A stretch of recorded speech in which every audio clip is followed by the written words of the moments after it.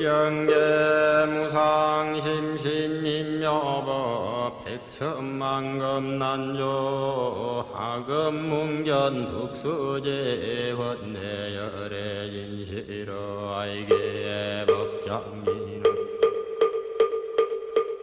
오엄마라나. 제6장 전생에 쌓은 수행. 1. 니그로다 사슴. 옛날 바라나시에서 브라흐 마다따 왕이 나라를 다스리고 있을 때였다. 보살은 사슴으로 태어났는데 날 때부터 몸이 온통 황금빛이었다. 그는 500마리 사슴에게 둘러싸여 숲에서 살고 있었다. 그를 불러 니그로다 사슴이라 했다. 그때 브라흐 마다따 왕은 사슴 사냥에 미쳐 사슴 고기 없이는 밥을 먹지 않았다. 일도 못하게 백성들을 불러다가 날마다 사슴 사냥을 나가는 것이었다. 백성들은 의논 끝에 궁전뜰에 사슴의 먹이와 물을 마련해 두고 숲에서 사슴떼를 몰아다 넣은 뒤 문을 닫아버렸다. 왕은 뜰에 갇혀있는 사슴떼를 바라보며 흐뭇해했다. 그 속에서 황금빛 사슴을 보고 그 사슴만은 다치지 않도록 시종들에게 명했다. 이때부터 왕은 끼니 때가 되면 혼자 나가 사슴 한 마리씩을 활로 쏘아 잡아왔다. 사슴들은 활을 볼 때마다 두려워 떨면서 이리 뛰고 저리 뛰다가 화살에 맞아 죽어갔다. 니그로다 사슴은 많은 사슴들이 화살에 맞아 피를 흘리며 신음하는 것을 보고 이제부터는 차례를 정해 이 편에서 스스로 처형대에 오르기로 했다. 다른 사슴들에게 상처를 입히지 않게 하기 위해서였다. 이날부터 왕은 몸소 활을 쏘지 않아도 되었고 자기 차례가 된 사슴은 제발로 걸어가 처형대에 목을 대고 가로누웠다. 그러면 요리사가 와서 그 사슴을 잡아갔다. 그런데 하루는 새끼를 뺀 암사슴의 차례가 되었다. 이런 사정을 한 니그로다 사슴은 당신은 새끼를 낳은 다음에 오시오. 내가 대신 가겠소. 하고 처형대로 나갔다. 황금빛 사슴이 누워있는 것을 본 요리사는 왕에게 달려가 그 사실을 알렸다. 왕은 뜰에 나와 니그로다 사슴을 보고 말했다. 나는 너를 죽일 생각은 없는데 어째서 여기 누워있느냐? 왕이시여, 새끼 뺀 사슴의 차례가 되었기에 내가 대신 죽으려고 합니다. 브라흐 마다따 왕은 속으로 크게 뉘우쳤다. 니그로다여, 자비심이 많구나. 사람들 속에서도 너처럼 자비심 가진 이를 아직 보지 못했노라. 이제 너로 인해 내 눈이 뜨이는 것 같구나. 일어나라. 너와 암사슴의 목숨을 살려주리라. 왕이시여, 둘만의 목숨은 건질 수 있다 하더라도 다른 사슴들은 어찌 되겠습니까? 좋다. 그들도 구해주리라. 사슴들은 죽음을 면했지만 다른 4발 가진 짐승들은 어찌 되겠습니까? 좋다. 그들의 목숨도 보호하리라. 4발 가진 짐승은 안전하게 되더라도 2발 가진 새들은 어찌 되겠습니까? 좋다. 그들도 보호하리라.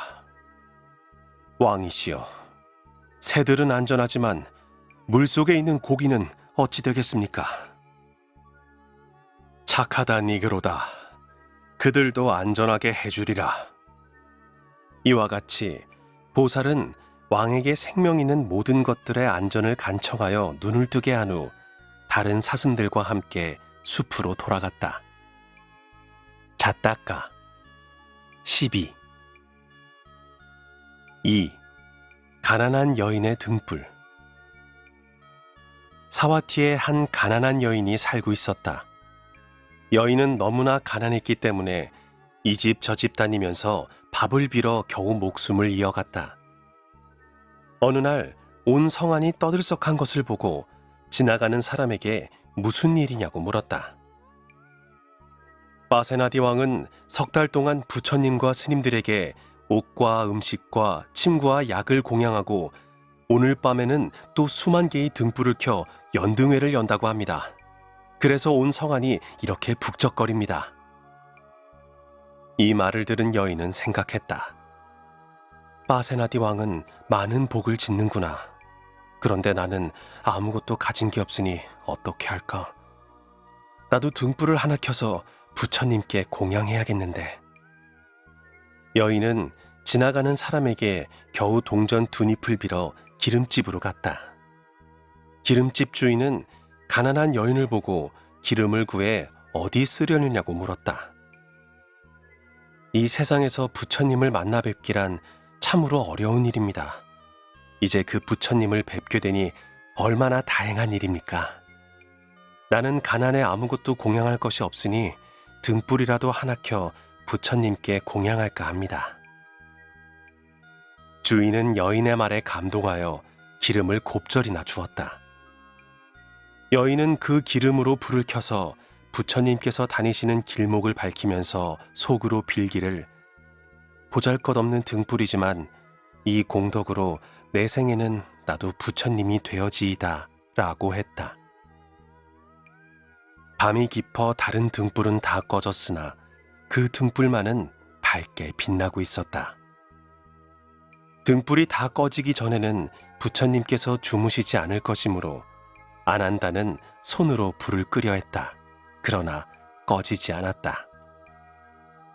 가사자락으로 또는 부채로 끄려 했으나 그래도 불은 꺼지지 않았다. 부처님께서 그것을 보고 아난다에게 말씀하셨다. 아난다야, 부질없이 애쓰지 마라. 그것은 가난하지만 마음 착한 여인의 넓고 큰 서원과 정성으로 켜진 등불이다. 그러니 결코 꺼지지 않을 것이다. 그 등불의 공덕으로 그 여인은 오는 세상에 반드시 성불할 것이다. 이 말을 전해 들은 빠세나디 왕은 부처님께 나아가 여쭈었다.